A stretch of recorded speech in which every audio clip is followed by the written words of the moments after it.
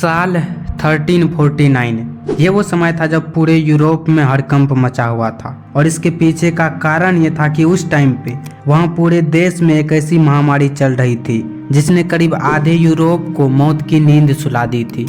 अब ये तो फिर भी ठीक था, लेकिन इसके करीब 100 साल बाद एक और महामारी आती है जिसने करीब 100 मिलियन लोगों की जान ले ली थी। इस महामारी को आज लोग फ्लू नाम से जानते हैं। इसके बावजूद और भी कई सारे ऐसे संकट आए जब लोगों का जीना ऑलमोस्ट इम्पॉसिबल हो चुका था। जैसे आप हाल ही में आए कोविड-19 को ही ले लो।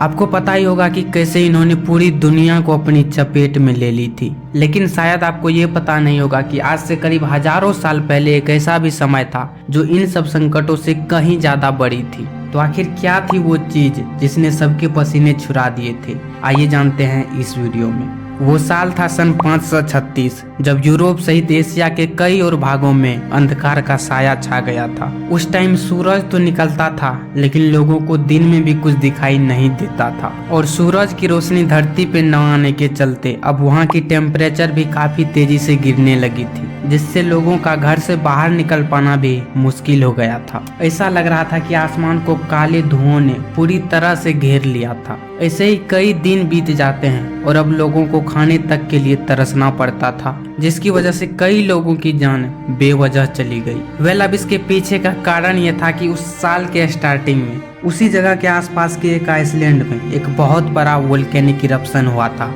यानी कि ज्वालामुखी विस्फोट। ये विस्फोट इतनी भयानक थी कि फटने के बाद इनके लावे बहुत दूर दूर तक जाके गिरे थे, जिसके चलते पूरे आसमान में काले बादल छा गए थे। इस घटना की वजह से करीब 18 महीनों तक लोगों को अंधेरों का सामना करना पड़ा था। सन 540 और 547 में ऐसे ही दो और विस्फोट होते हैं जिसने एक बार फिर से सूरज की रोशनी को धरती पे आने से रोकने का काम किया।